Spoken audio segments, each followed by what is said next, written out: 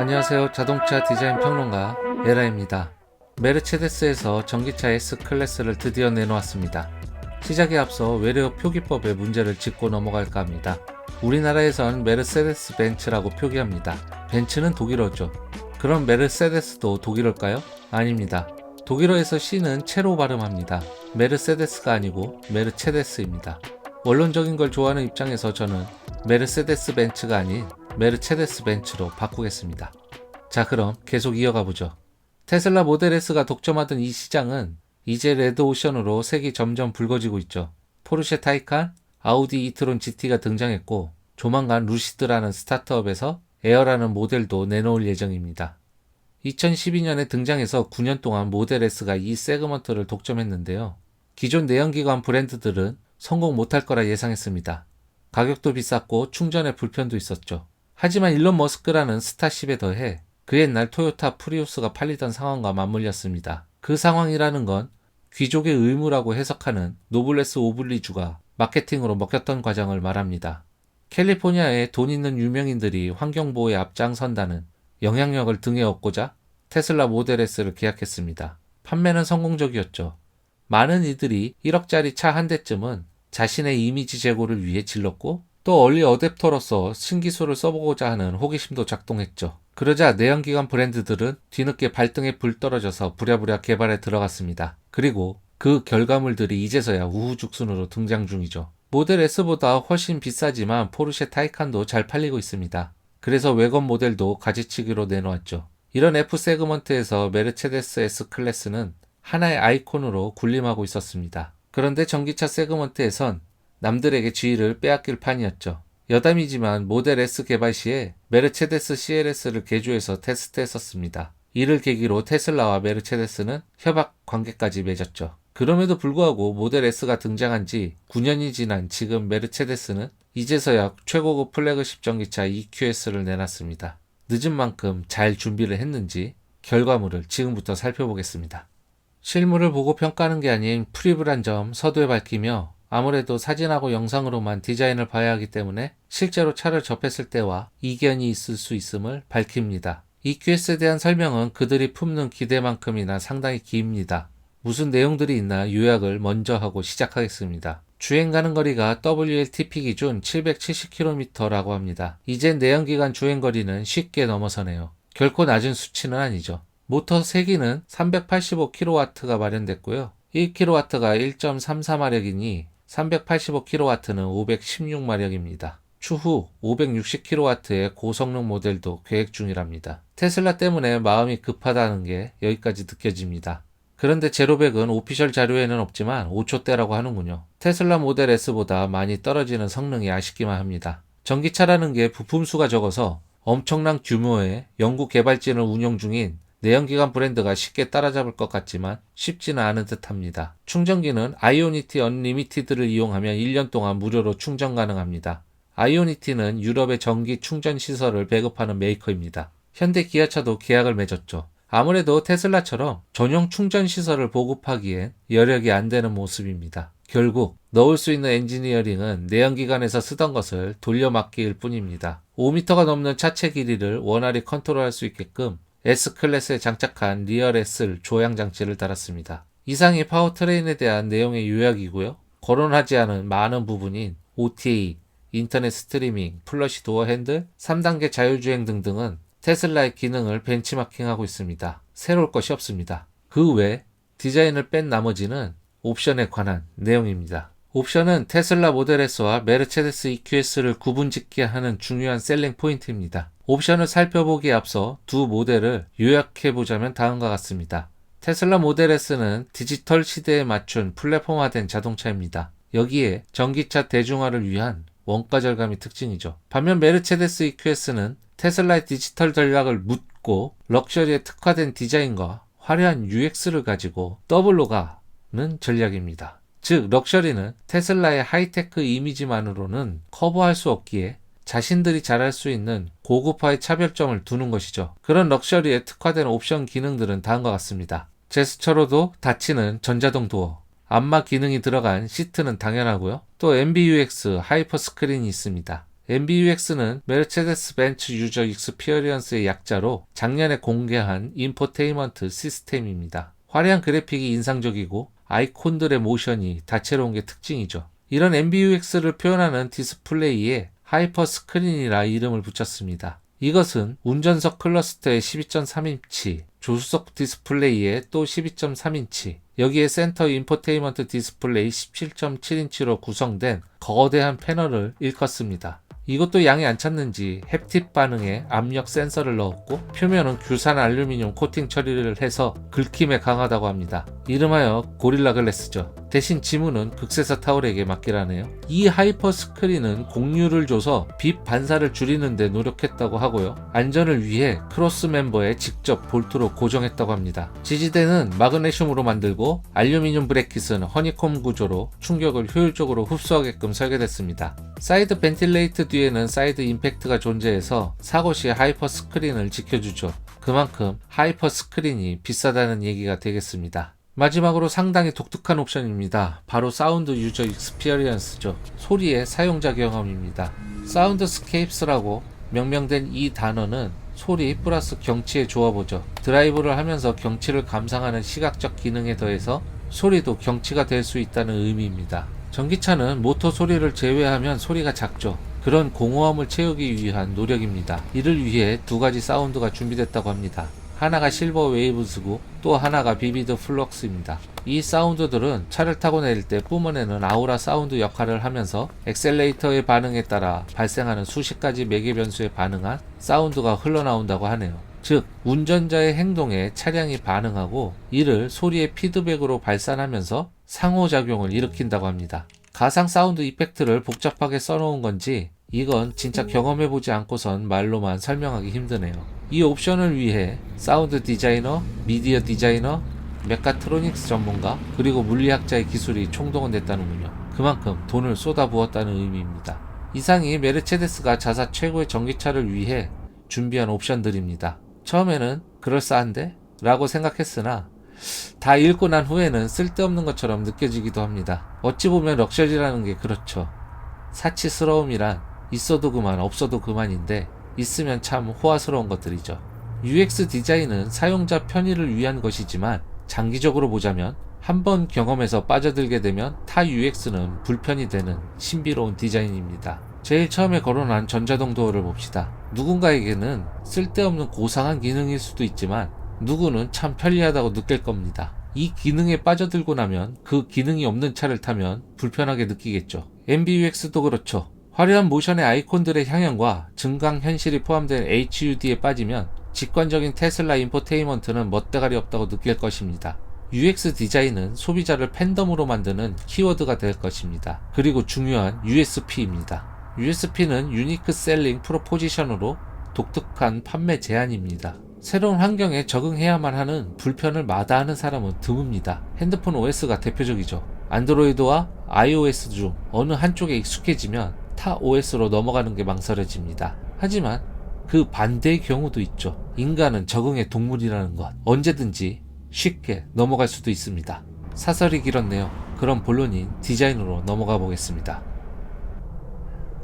인테리어 디자인에서 중요한 특징은 3D 릴리프 룩입니다. 릴리프란 부조, 양각, 도들새김이라는 뜻입니다. MBUX 하이퍼스크린, 도어 핸들 앤 시트 컨트롤 패널, 그리고 오버헤드 콘솔은 대시보드와 각 트림에서 마치 플로팅, 다시 말해 둥둥 떠있는 듯 처리를 했습니다. 입체적으로 도드라져 있죠. 마치 섬처럼요. 그리고 그 빈 공간을 앰비언트 램프로 처리했습니다. 그래서 3D 릴리프 룩입니다.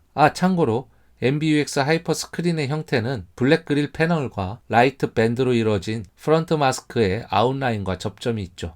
럭셔리하면 빼놓을 수 없는 우드 패널도 있습니다. S클래스에서 그대로 가져왔죠. 테슬라와 다르게 벌써 고급스러움이 좔좔 흐릅니다. 이제 우드 패널도 미니멀리즘 스타일과 맥시멀리즘 스타일로 나뉘는 시대가 왔네요. 에어 벤틸레이트 역시도 미니멀리즘과 맥시멀리즘의 공존이라 해석하고 싶습니다. 테슬라가 최초로 에어벤트에 물리적 컨트롤러를 제거해 혁신적인 디자인으로 포문을 열었죠. 하지만 그걸 벤치마킹하는 팔로워들이 등장해야만 트렌드가 될 것입니다. EQS의 중앙 송풍구는 아주 얇은 선만으로 처리한 미니멀리즘 스타일을 추구했다면 사이드 송풍구는 언제나 그래왔듯이 화려함의 극치입니다. 럭셔리는 장식과 영영 이별할 수 없습니다. 심플함이 고급스럽다고 포장할 수 있지만 심플함은 누구나 카피할 수 있죠. 단 스타일은 카피할 수 있지만 만듦새까지 카피할 수 없다는 대비책은 있습니다. 그런데 문제는 보편적 소비자에게 가성비를 넘어서는 매력 이상의 것은 없습니다. 싼 미니멀리즘 때문에 비싼 미니멀리즘의 피해가 커지죠. 즉, 럭셔리가 미니멀리즘을 추구할 수는 있겠으나 그것에만 올인할 수는 없습니다. 메르체데스는 테슬라처럼 송풍구를 없앨 수는 있지만 당분간 없애진 않을 겁니다. 왜냐하면 송풍구는 하나의 럭셔리의 상징이 될 수 있는 오브제이기도 하니까요. EQS의 인테리어 디자인은 한마디로 오브 더 장식, 바이 더 장식, 포 더 장식입니다. 럭셔리하죠.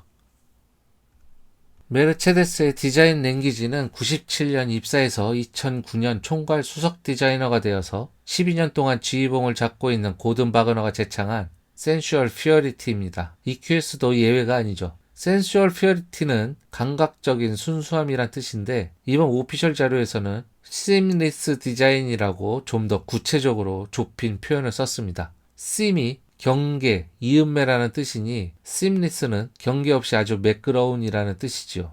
2년 전 등장한 EQS 컨셉트는 seamless 디자인의 표본이었습니다. 개인적으로 메르체데스 역사에서 손에 꼽는 인상적인 컨셉 디자인 중 하나라고 생각합니다. 처음 접했을 때 와우, 차가 왜 이렇게 깔끔하지? 그랬는데 이유가 윈도우에 있었죠. 창문이 안 열립니다. 컨셉트 카이니 그럴 수도 있겠다 생각하겠지만 컨셉으로만 머물 문제는 아닌 듯 싶습니다. 그래, 창문 그거 안 열리게 하면 어때? 창문이 열리는 게 무슨 소용이지? 라는 질문들이 뒤통수를 치는 느낌을 받았죠. 당연히 충분히 상상할 수 있는 불편한 점들이 떠올랐지만 정 불편하면 문 열고 처리하면 되죠. 요즘 창문 내리는 일이 얼마나 있습니까? 미세먼지와 같은 공해와 자외선 때문에 창문을 열고 다니시는 분이 적죠. 윈도우가 개폐된다는 기능을 제거하면 디자인은 정말로 심리스해집니다. 거기서 오는 깔끔함, 극강의 센슈얼 퓨어리티한 느낌, 너무 좋네요. EQS 컨셉트의 도어는 아우터 앰비언트 라이트를 경계로 검은색 처리된 패널은 유리고 아래는 철판입니다. 유리는 당연히 디에로 부분은 아무 처리를 안 한 투명이고 본래 철판이던 구역은 색을 입혔죠. EQS 컨셉트에는 또 중요한 디자인 특징이 있습니다. 엠블럼에서 원을 제거한 새 꼭지점별을 시그니처로 활용했습니다. 그릴과 리어 램프에 적용했는데 너무 아름답네요. 별이 진짜 별이 된 느낌이랄까요? 왜 이런 걸 여직 메르체데스는 생각지 못했던 걸까 하는 아쉬움이 진하게 남는 신선함이죠. 좋게 말해서 메르체데스만의 새로운 시그니처의 등장입니다. 왜 명품 가방들 보면 로고를 도배하잖아요? 로고의 패턴화는 럭셔리의 기본 스타일이라 해도 과장이 아니죠. 진짜 벤츠에게 딱 어울리는 디자인이 아닐 수 없습니다. 자, 그랬던 컨셉트가 컨셉트를 떼고 동일한 이름으로 양산화 과정을 거쳤습니다. 막혀는 있지만 기존의 라지에이터 그릴처럼 보이게 블랙 베젤로 처리한 그릴부터 크게 벌린 로어 그릴, 이 로어 그릴은 뚫려 있어서 총 4개 에어 인테이크 중 유일하게 제 기능을 하는 파트입니다. 양 가장자리의 범퍼 에어 인테이크는 페이크입니다. 전기차임에도 내연기관과 동일한 DRG를 갖습니다. 이렇게 처리한 이유는 전기차라는 이질감을 디자인에서 최소화하기 위한 목적이죠. 그러다 보니 선택과 집중이 잘 이루어진 컨셉트에 비해 완전히 난잡한 디자인이 됐습니다. 반짝이던 별들마저도 내연기관에 원래 있었던 3D 그릴처럼 보이게 하는 퇴보를 일으켰죠. 불이 들어오는 것도 아닙니다. 이유는 있습니다. 라이다가 내장되어 있기 때문이죠. 좋습니다. 하지만 문제는 별의 정렬이 마치 그릴을 네거티브 섹션처럼 보이게 합니다. 보는 각도에 따라 오목과 볼록이 난잡해 보일 겁니다. 그렇다고 지금 비주얼이 형편없다는 말을 하는 게 아닙니다. 실제로 본다면 화려하겠죠. 역시 벤츠네 라는 말이 나오겠지만 저는 전기차라는 것에서 오는 디자인의 자율성이 아쉽습니다. 전기차 디자인에서 자율성은 곧 혁신과 동일시되거든요. 그 혁신적인 모습이 떨어진다는 말입니다. 그릴을 없애고 새로운 시그니처를 채웠음에도 그 효과를 최대치로 끌어올리는 데 실패했다고 봅니다. 내연기관 디자인과 타협하느라 말이죠. 별 패턴에 일루미네이션 기능이 빠져 아쉬우니 DRL을 리어램프 있듯이 처리한 것도 아쉽습니다. 멋있다고 평할 분들도 있겠지만 디자인 평가에는 기준이 있어야 합니다. 취향이 기대면 안 되죠. DRL의 표현이 아쉬운 이유에 대한 근거는 EQS 컨셉트입니다. 컨셉트카엔 없었는데 양산차에 넣었다는 이유는 양산차가 컨셉트카에 비해 비주얼 임팩트가 약했기 때문입니다. 이미 내연기관과 비슷한 레이아웃인데 그릴 상단에 DRL을 넣었다고 전기차만의 독특함이 높아질까요? 아니요. 아주 똑같지는 않지만 셀토스도 기다란 DRL을 갖고 있습니다. 내연기관 디자인에서도 맘만 먹으면 언제든지 따라할 수 있는 디테일이죠. 의미 없습니다. 엔지니어링에서 메르체데스가 강조하는 내용이 공기저항 계수입니다. 0.20임을 자랑하죠. 테슬라 모델 S 리프레시 모델이 0.208입니다. 테슬라는 소수점 셋째 자리까지 오픈했고 메르체데스는 숨겼습니다. 큰 뜻이 있다는 건 아니고 그렇다는 겁니다. 지금 테슬라는 모든 내연기관 브랜드의 공공의 적입니다. 가장 앞서가고 있으니 후발 주자들은 테슬라보다 뭐라도 하나 더 나아 보이고 싶은 거죠. 그런데 그걸 달성하는 게 만만치 않습니다. EQS는 CD 0.20을 만들기 위해서 보니트를 고정시켰습니다. 운전자가 열 수 없죠. 보닛을 열기 위해선 서비스 센터에 가야 합니다. 보닛 안에는 브레이크 오일이라든지 파워 스티어링 오일, 메인터넌스용 부품이 가득합니다. 또 테슬라 모델 S는 프렁크도 있죠. EQS는 CD를 얻기 위해 포기한 기회비용들이 많습니다. 보니트 디자인도 크렘쉘 타입인데요. 심리스 디자인을 추구하느라 선택했겠죠? EQS 컨셉트도 당연히 같은데 뭔가 느낌이 다릅니다. EQS 컨셉트는 일직선에 쭉 이어진 완성도 높은 디자인이라면 양산형 EQS는 휀더에서 극심한 굴곡이 생성됐습니다. 마치 휠이 블랙홀이 되어 블랙 컬러를 빨아들이는 것 같습니다. 이유는 휀더의 높이가 다르기 때문입니다. 그렇기에 투톤으로 페인팅한 느낌이 서로 다릅니다. 휀더가 팬더가 되는 경이로운 순간입니다. 이 말은 휀더에 입힌 컬러가 마치 팬더의 검은 무늬처럼 도드라진다는 위트적 표현입니다. 펜더의 높이가 높아진 근원적인 이유는 카울의 높이가 높아졌기 때문입니다. 카울의 높이를 높이는 이유는 한 가지밖에 없습니다. 이는 프로파일로 넘어가서 자세히 알아보겠습니다. 캣포워드와 패스트백을 동시에 썼습니다. 물론 말로는 실내 공간을 넓히기 위해서라지만 테슬라 모델 S의 전장은 4.97m이고 EQS는 5.21m로 0.24m 차이가 있죠. 실내 공간 실용성의 지표인 휠 베이스는 모델 S는 2.96m이고 EQS는 3.21m로 0.25m밖에 차이가 안 납니다. 즉 EQS는 고작 0.01m를 늘리고자 캣포워드와 패스트백을 동시에 썼다고 할 수 있죠. 그런데 찬찬히 살펴보니 엑셀2도어는 캣포워드 디자인이 아닙니다. 캣포워드는 전륜구동의 전매 특허 스타일인데요. A필러가 본닛 앞으로 전진하는 만큼 엑셀2도어는 더 짧아지죠. 그런데 EQS의 엑셀2도어는 어마무시하게 깁니다. 대신 A필러는 상당히 앞으로 전진했죠. 이건 자동차 디자인 역사에서 없었던 프로파일입니다. 캣포워드 스타일을 쓰면 실내 공간이 넓어집니다. 그런데 전형적인 후륜구동 4도어 쿠페 스타일의 모델 S에 비해 늘어난 실내 공간은 고작 0.01m입니다. 분명 보닛과 대시보드 내에 많은 부품이 차 있기에 캣포워드 스타일임에도 실내 공간을 늘리지 못했다고 예상해 봅니다. 아울러 캣포워드 스타일을 채택한 이유는 그럴 필요 없음에도 한 이유는 CD 개수를 낮추기 위한 것 외에는 이유를 찾을 수가 없습니다. CD 0.20이 뭐라고 그걸 낮추기 위해서 또 하나의 불미스러운 요소가 등장합니다. 바로 카울의 높이죠. 높이가 너무 높습니다. 그러다 보니 디에로와 어색한 단차가 생겨납니다. 이 단차는 EQS 컨셉트의 깔끔하고 조화로웠던 투톤 페인팅 효과를 깨버립니다. 카울이 높아진 다른 이유를 예상해보자면 보행자 충돌 안전이 있겠죠? 그것 때문이라면 액티브 보닛을 쓰면 됩니다. 또는 헤드라이트의 레이아웃 때문이라면 헤드라이트를 낮추면 되죠. 운전자의 H포인트, 여기서 H는 힙입니다. 바닥의 배터리로 H포인트가 높아져 그렇다는 것도 말이 안 됩니다. 벨트라인이 높지 않으니까요. EQS 배터리는 파우치 형태를 쓴다고 합니다. 파우치 형태는 디자인에서 자유도가 상당히 높은 형태입니다. 아무리 생각해도 공기저항 계수를 줄이기 위해 카울을 높인 게 분명합니다. 정말 아쉬운 부분이 아닐 수 없죠. 분명 패스트백도 공기저항 계수를 낮추기 위해 어쩔 수 없이 선택한 결과물이라고 봅니다. 그렇지 않고서는 미적으로 하나도 아름답지도 않은 어설픈 패스트백을 써야 할 이유가 없습니다. 보세요. EQS 컨셉트의 우아한 루프라인과 원보우 라인이라며 무리수를 두는 라인의 차이가 얼마나 큰지 말이죠. 뜬금없이 왜 보우, 활이란 모티브가 나왔나 생각해보니 예전 레이싱 때 메르체데스 벤츠의 별명이 실버 에로우였잖아요. 그래서 활을 끌어온 듯 합니다. 디자인이 엉망이니 끌고 온 모티브조차도 유치해 보입니다.